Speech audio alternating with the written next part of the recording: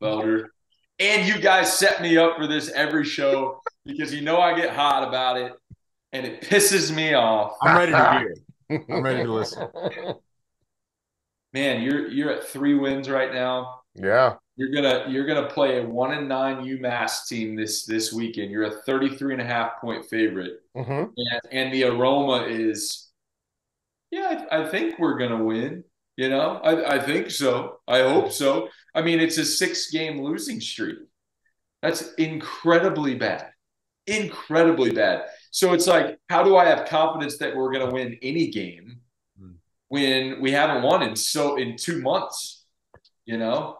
And so then you got to go after that game. Let's say A&M wins. It's 4 wins.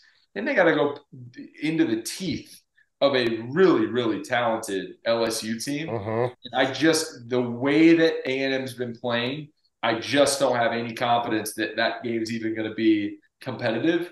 So you're telling me year 5, Jimbo Fisher, massive contract Yep. that you already missed a bowl game and you're gonna Yep. win 4 total games in a year that Desmond Howard came on preseason and said A&M is my dark horse national champion. That's saying you dropped off hard. Now I will say this. I still and I know I'm gonna have to fight my tongue. I'm not ready to give up on Jimbo yet, whether it's the 86 million or whether it's how good his young crop of talent is. This Sure. year, unacceptable. I think he should and would admit that behind closed doors. But there is a lot of young talent there at A&M. The conversations will be had though this offseason, especially if they aren't competitive with LSU. And for sure, if they don't win this weekend against UMass, he's gone. They're going to find 86 million and he's gone. But the conversations will be very, very prevalent in College Station with the big donors. Should we come up with it? Should we give him one more year? What are the stakes next year? Does he have to win 9 games, 10 games, SEC title, or he's gone? Those conversations will be had.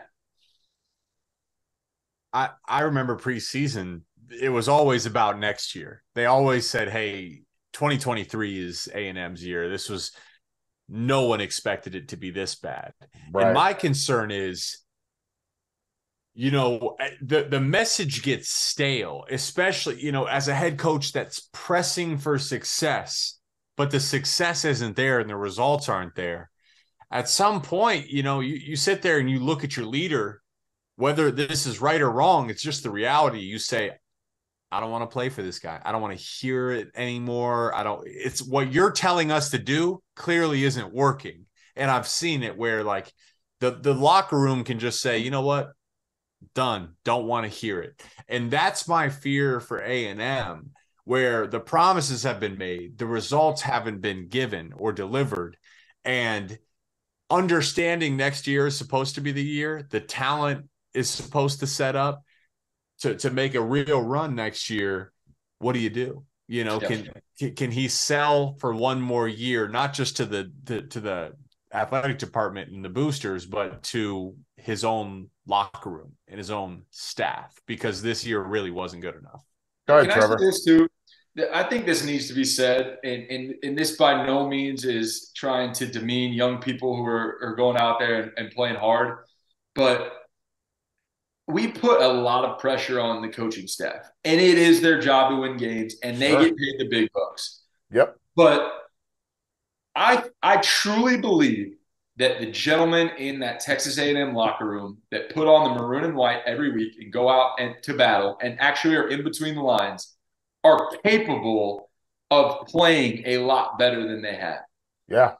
Is Jimbo Fisher doing a great job as a head coach? You've got to say no because he is the head man and again getting paid all the money. But where's the leadership? Where are the senior leaders? Where's your quarterback leadership? Where are the guys Where's your up in the quarterback? locker room saying, "Hey, look, that guy is calling the plays, but he's on the sidelines. We're the ones on the field. We're the ones making plays." When is somebody going to step up and say, I'm sick and tired of watching us lose games? We travel to Auburn and we lose to a team that is horrible and has way more going on behind the scenes than we do. When are the guys going to step up? Jake, you know this. Felder, you know this. The Uh-huh. best teams in the country at any level in any sport are the ones that the guys run the team. The Uh-huh. players run the team. The coaches affect culture. The coaches affect scheme, all those good things. But the guys run the team. And you don't have that right now. And so I know Jimbo gets all the credit for the wins and the losses, all the losses this year, but it's the team too, man. I don't care if you're 18. I don't care if you're 22. You're a grown man and you put on that jersey and you're supposed to leave that jersey better than you found it. Go leave it better than you found it. No, I think that's very well put.